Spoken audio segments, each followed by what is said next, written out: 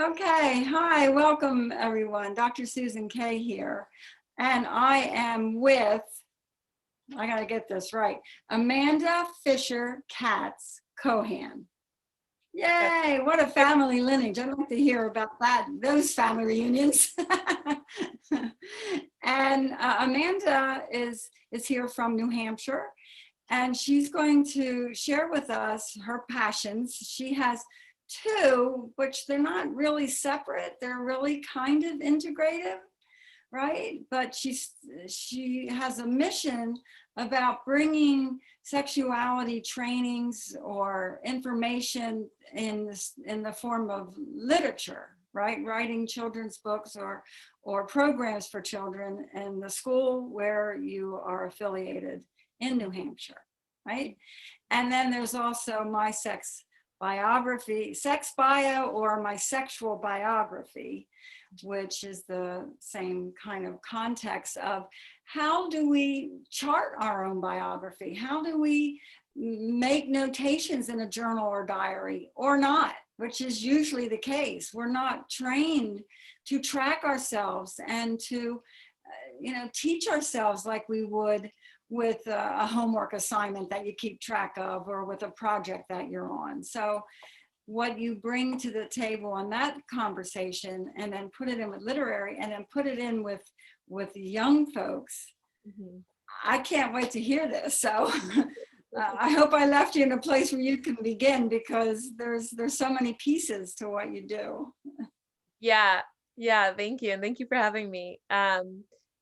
Totally, yes, there's so many pieces. And I think the more and more I kind of slowly pull things in, the more I see how interconnected everything really is. So I have a lot of different plates spinning with, I work, I'm a COO at My Sex Bio, which is this amazing nonprofit that is doing great work in sex ed, but it's not specifically for young folks. In fact, it's mostly geared towards 18 and over, but the concepts of what we talk about are so applicable to younger people. It's just that it needs reworking in order to be approachable and digestible.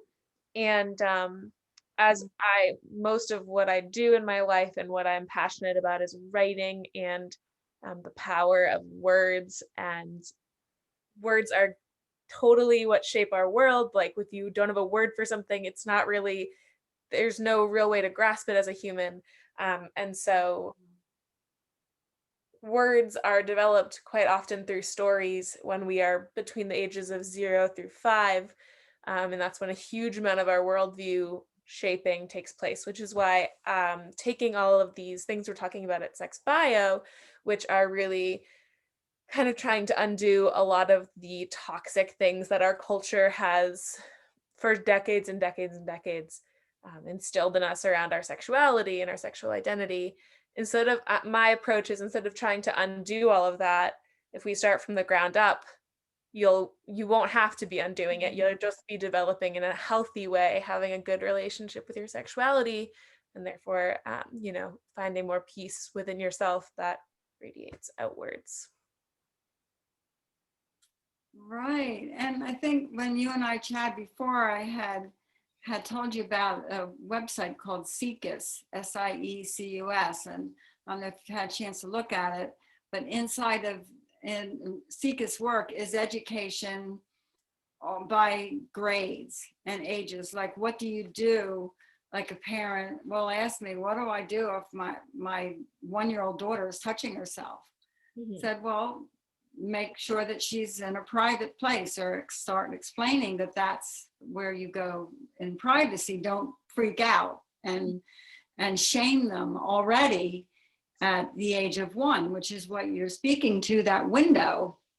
And that's what Siecus does as well. They speak to each of those stages and ages when kids are writing their sex bio or trying to figure out, what is this thing and what's this body that I now inhabit. Yeah. So it's great to bring it into a literary form, as you were speaking to. Yeah, and for children that are 0 through 5, really 0 through 8, you are learning in the sensory way. All knowledge and learning happens and emerges from you through sensory play. And so, really well written children's books engage kids in this sensory play, and can be a powerful learning tool. Um, and just like you're saying, there's these children have these bodies that have their genitalia on it, and it's not like that's not a thing, and suddenly when you're like of an appropriate age, whatever you deem that to be, suddenly you become a sexual being. Like, no, you're yeah, you're born a sexual being. Even as you're a 1 year Right. old, the sexual being, they're not engaging in that sexual side of themselves probably, but they do have the parts of their body that they are going to have when they are sexual beings. So starting to teach them about those parts of their body from birth is really important. Otherwise, they're just like this secret part of their own body that they don't feel at home with, and that's really dangerous. Yes, it is dangerous. Even if we were allowed to teach in the schools consent and permission, that we understood to give consent or give permission. But there's this huge fear around, if we talk about sex, then they're going to do it. But yet we say, talk to your kids about drugs, so they won't do it. So, it's a whole stigma, fear, all this that encompasses that we are inhabiting these bodies, and this is how they're designed. Yeah. So it's Funny that that we say don't talk about it, like they don't need to be learning about this, like it's not appropriate for them, like they're too young. Well, like, yeah, maybe they're too young for like the real details of everything. At maybe a 5-year-old's not ready to learn about group sex or like penetration, but they are old enough to be learning that this is their body and like how to speak for your own body and have ownership over it and understand how it functions and how everything works. Like, you don't have to talk about some aspects of it, but you can still be talking, slowly giving them the language to talk about it, to be comfortable with it. When we don't talk about something, it doesn't go away. It's just this like thing that's there that no one's addressing, right? And like they've already found through through so many studies that abstinence education does not increase the percentage of or decrease the percentage of teen pregnancy. It means that you're not teaching children how to protect themselves. And so it's like exactly that. Like we talk about drugs because we want them to understand the dangers of it.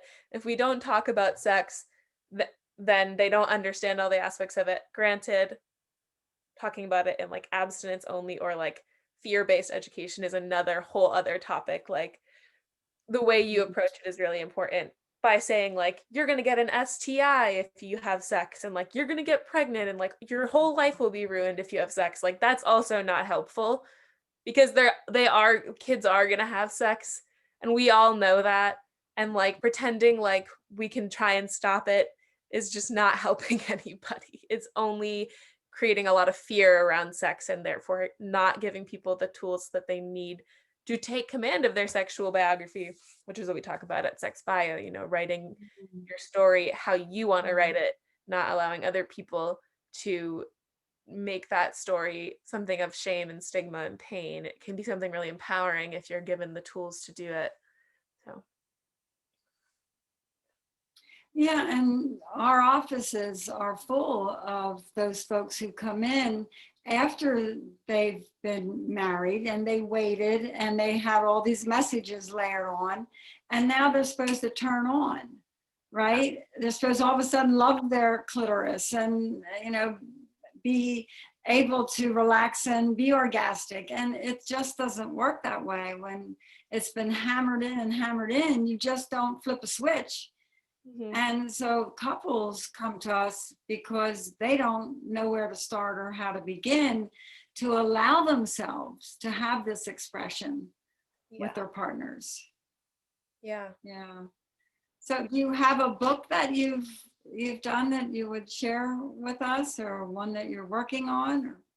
So I don't have one of my own that I'm working on yet, but I am in my master's program through Antioch University, and my next course, which is I'm doing like a self-designed independent master's program with them, which is they're an awesome school. I really recommend it if you're ever looking for a master's program.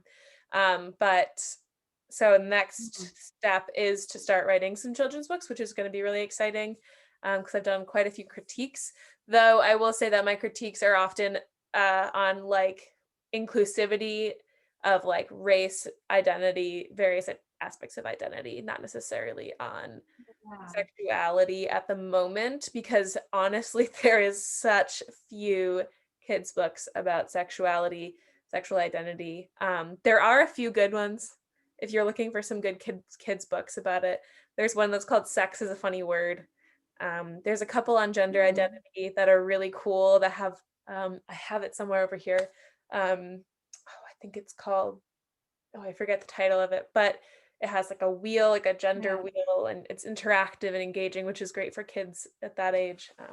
There are some good ones, but they take digging to find. Yes, and you certainly wouldn't find them probably in the school libraries, right? They're not No. even talking or sharing a book, right? Like say, go get this book for kids. Yeah. Yeah, and I think because of that, what's interesting is there are opportunities to talk about like aspects of sexuality and sexual identity um, through books that aren't really about that. Like maybe there's a character, if you can find a book with a character who's non-binary, that could be a good conversation starter about like what is gender, and how gender doesn't necessarily have to do with genitalia. Um, and that's not like most kids don't have the capacity to talk about that without giggling because you're talking about your vaginas or your penises. And that's okay. Like kids can giggle about it. I think people are really awkward about like literally just today, the school I work at, one of the teachers in the classroom that I work in said that there's a scene in the book she chose for a read aloud that has a mating scene between two frogs, and that we need to skip that because like it's too much Oh, for these kids. And at that point, yeah. I didn't argue with her because I was like, it's this isn't where I'm gonna put my energy today. But that's not true. They can handle it. It's two sentences in which frogs mate, and it's not explicitly said they just like come together and hold on to each other and then like push out eggs. And when you're that afraid of, I'm assuming that afraid of having all these kids go like, oh my gosh, what's going on? Then you're not going to get anywhere with them because it's going to happen. But someone needs to just, take that opportunity to say, yeah, how do you think you were all born? It's not a big deal, and move on. So, Yeah.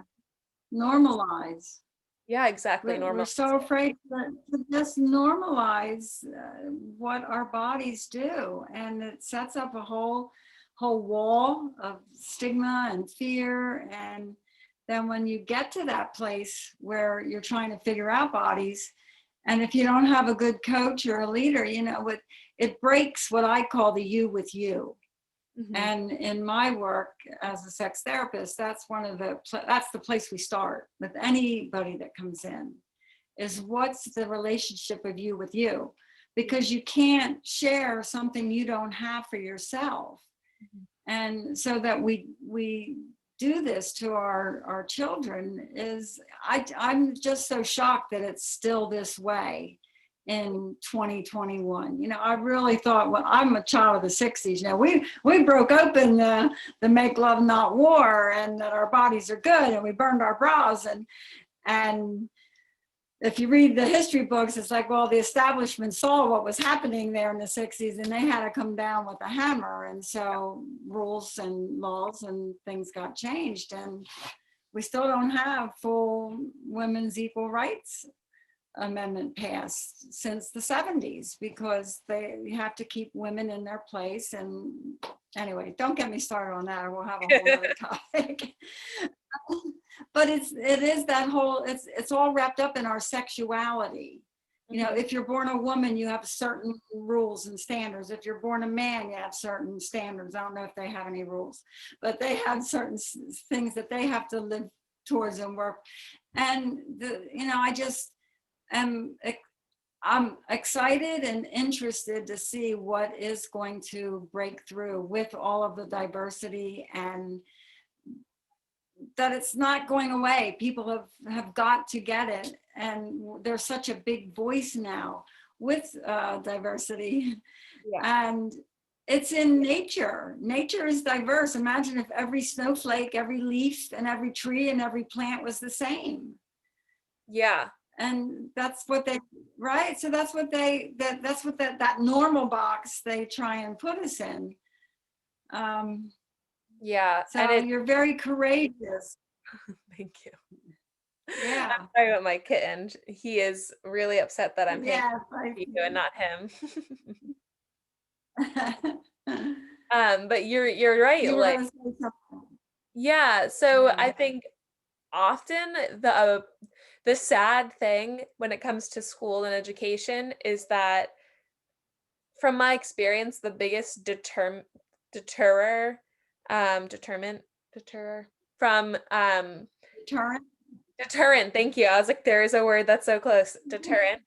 From taking these steps and like being more inclusive and talking and normalizing sexuality, normalizing our bodies, like, is the potential for parents to be mad at you for doing that.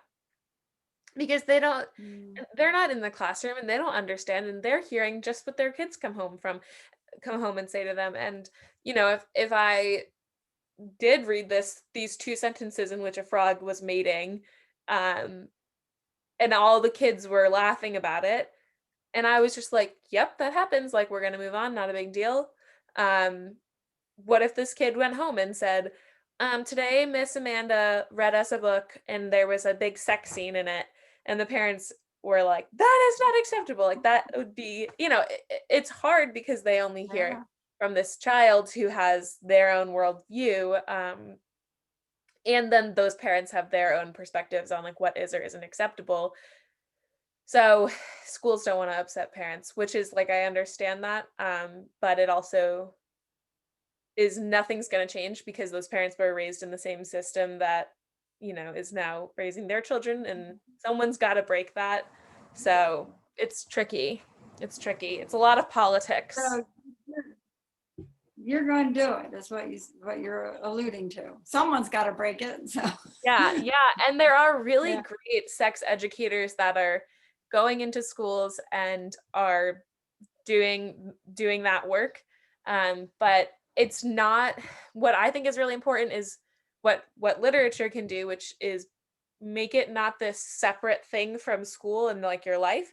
Because when a sex educator comes in, it's like, okay, for 45 minutes we're doing sex education, but you, like, sex education can't just be a 45-minute thing once a year that you have with this special person who comes in with this model, because that's not going to be enough content for you, and it's not separate like that. Like, we are living sexual beings. We are constantly changing, and like, there's so much that we do in our daily lives that relate to our bodies and our sexuality and our identity, and to not have it kind of just normalized, as we said, by having it like a part of, it's in our literature, like this person, maybe there's a character, as I said, who's non-binary, or there's a character who, I don't know, there's so many things we could do there. Various things, like just being able to say the word penis without it being like, oh no, like, we can't say penis, but like, I can say arm, I can say my shoulder. It's very weird. And so having that vocabulary worked into our literature, and characters that fit more than just the traditional molds of gender identity, and toxic masculinity is super present in so many kids' books. Toxic femininity is present in so many kids' books. And so Yeah, just showing a healthy representation of like who we are as human beings is really important. Yeah, and we could look to other countries because they're way ahead of us Yeah. in the way that they start in kindergarten. I used to teach about a month when I had professorship, and I would teach different aspects of sexuality and talk about that we don't get training as kids and how other countries fare much better than we do around teen pregnancies and sexual abuse and trauma because they start earlier. And Yeah. there's a Dutch model where they start the kids right out in kindergarten and they draw their house, what they want their house to look like. And they might put furniture or whatever. And that's like kindergarten. So then this house follows them through the grades. Then they, get to where they might have a boyfriend or they have a partner or children, and they start as they go along adding these to their house. And they have like 0 abortions, like, and that's what we don't understand here. We don't want abortions. I don't want abortions, but I don't want women's bodies to be regulated and told you can't have birth control or you can't take care of yourself. And it's because we back up and don't want to do hands-on that we end up with high abortion rates or people that are being sexually abused, and also with the lack of understanding diversity. We're Yeah. really behind in those topics. Yeah, and I think what's really necessary is clarifying like what actually these things are. A lot of the reasons that so many people oppose abortions is because they don't understand really what that process is. Like I watched this, we actually spoke about abortion our January theme at My Sex Bio, and I personally have had an abortion, and I didn't know literally anything before I went in. I remember sitting in the doctor's office and they were like, "Do you have any questions?" And I was like, "Yeah, like what is about to happen? What are you literally I don't know what you're about to do to my body." And they were like, "Oh, sorry, like here's what's going to happen." And I'm just thinking like, why did I not know that before I went in there? Like how is it Yeah. that no one's ever told that to me? And people oppose this operation that is really routine and safe and really completely simple and just basic healthcare.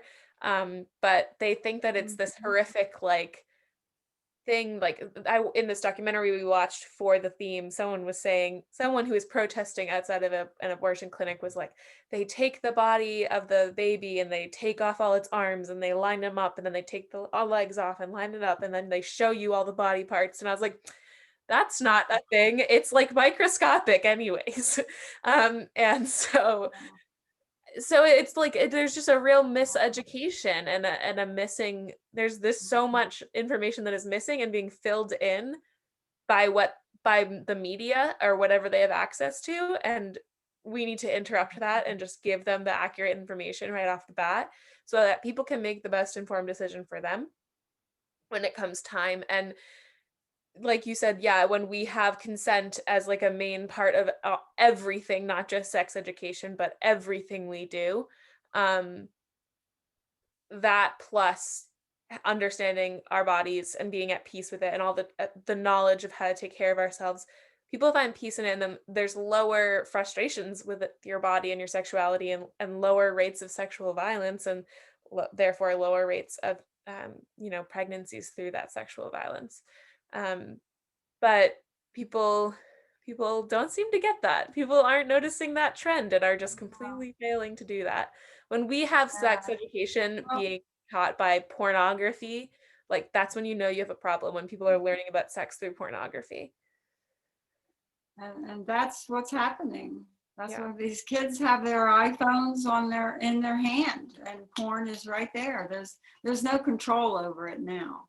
Yeah, not at all. Violence and sex is all over everything. You just put on Netflix, you can get everything on Yeah.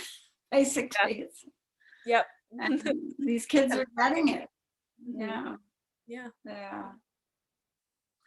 Well, did you want to say anything about My Sex bio, like what the projects are that you and Ava are bringing forth here in the near Yeah. future? Yeah. So my sex bio is basically, we have I think of it as our main focus in three folds kind of. The first is education, and um, we do that in through offering resources. These are totally free. You can listen to our podcast, or we do lots of interviews with experts on different topics each month. And we also have blogs and things like that. Our social media is just full of information. Every day we put more information out there. So there's so much at your fingertips. If you're ever interested, definitely check that out at mysexbio.org. So we do education. We think that education is really important because you need to know about your body and yourself, and be able to, and everyone around you, not just your own body. If you have a vagina, you should also know about how people with penises bodies work, and vice versa, and people who are intersex. And so once you educate yourself on all these different things, and there's so many different aspects of sexuality, we've got like 10 years of themes lined up because there's so many ways to think about your sexuality. Yeah. There's religion, how that plays into your sexuality. There's, various forms of like trauma, like abortion and FGM, female genital mutilation, and there's a lot of trauma that informs what your sexuality and sexual identity is. And there's great things that happen that empower you and change and influence your sexuality. There's your kinks, there's your fears, there's your thing. There's so many ways to think about your sexuality, and so knowing about how you could approach that is important. That's education.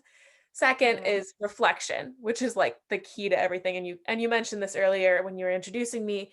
We're all about reflection, but we don't think that you can reflect accurately on your sexual story until you have the education side of things. So it's kind of they're part and parcel of each other. Um, when you're reflecting on your sexuality, like, you learn so much about yourself, and you learn how to heal wounds. You learn how to empower yourself, or what you need to empower yourself. You really connect back to yourself and what you need. And it's so good for you and for everyone around you, because when you have that sense of peace, it radiates to others, and you can support others if you're giving yourself that attention and self-care. Um, and so through that, we offer journal prompts, we offer courses through the My Sex Bio Studio. All of this is linked in our website, and you can join us. And that's kind of like a group reflection where we have one topic that we're discussing, and we have breakout rooms, and you're given a prompt, and you kind of just go back and forth and reflect on that, and you share. Super safe space. Things that are said are kind of mind blowing. Like, people have crazy revelations during these. It's really cool to go to these classes. So I recommend everyone and anyone try it out. It's super cheap. We're totally pay as you can, because we want anyone and everyone to come to these. We want to make it Yeah. accessible. So that's reflection. And then when you reflect on these things, on your history and your interest in what you want for the future, you can make better decisions moving forward. So you can write what has happened, and like write your sexual biography up until now, and then as you go forward, you have more understanding of how you want to write it in the future. So you can set goals, you can prepare for something really cool that maybe you really want to try out group sex, and you're like, okay, I'm going to do a lot of reflection and figure out like what my boundaries are, and what I really want to get out of it. What's my goal? And how do I want to approach it, and get an action plan in place? And that's you're writing your sexual biography, and like preparing and making these great choices for yourself. And maybe it's not that great, and you're like, okay, well, I learned something about myself. I'm going to reflect on how that went. Um, Maybe it's something really simple, like, I want to open my eyes during sex moving forward. Um, Things like that. So we really think that reflection on your sexual self is key to like global peace, because inner peace radiates to those around you, and then continues and continues throughout communities in the world. So that's what we're all about at My Sex Bio. we're super fun, laid back family type environment. And yeah, I highly recommend coming to one of our classes if you're at all interested. Terrific. And that's mysexbio.com. .org. Is that how they can get started? .org. That's why I questioned you, because I wasn't sure. Yeah. Okay. mysexbio.org. Yeah. For orgasm, right? Org for orgasm. I Org love for that. Oh, that's great. Well, this was lovely. It's so fun to get to know you. Yeah, I've been mostly working with ABBA, but yeah.